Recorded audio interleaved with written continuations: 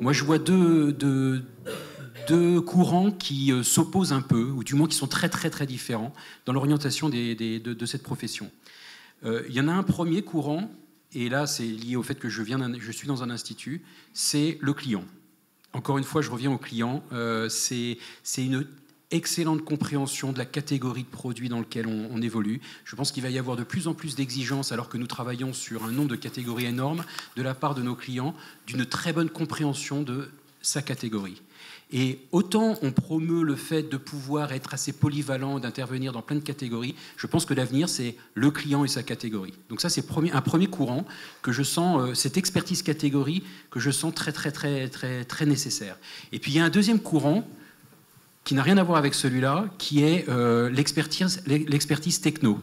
Alors techno, ça peut être le digital, ça peut être la data, ça peut être la compréhension de tous les softs qui arrivent sur le marché, qui ne sont jamais exactement les mêmes, qui n'ont pas toujours les mêmes prérequis. Et cette compréhension et cette culture générale me semblent être de plus en plus pointues, de plus en plus nécessaires. Et là aussi, ça va un peu contre une polyvalence. Je pense qu'on va de plus en plus vers un métier d'expert, aussi bien expert catégorie marketing qu'expert techno, soft, digital. Et là aussi, ça ouvre, selon vos sensibilités, beaucoup d'horizons.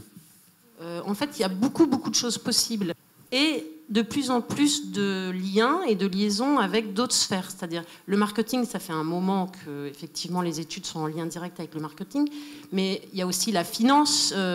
Il y a les RH aussi, études RH se rapprochent de plus en plus, la communication, le digital, la réputation, enfin que sais-je, il y a plein de sujets transversaux qui sont dans les grandes entreprises qui peuvent être intéressés par des compétences études finalement.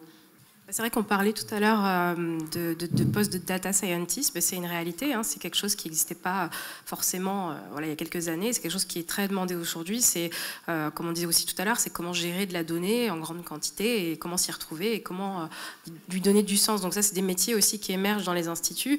Je parlais aussi tout à l'heure rapidement de social media listening, donc c'est vrai qu'il n'y avait pas les réseaux sociaux avant, donc ça c'est aussi quelque chose qui émerge aussi dans nos instituts.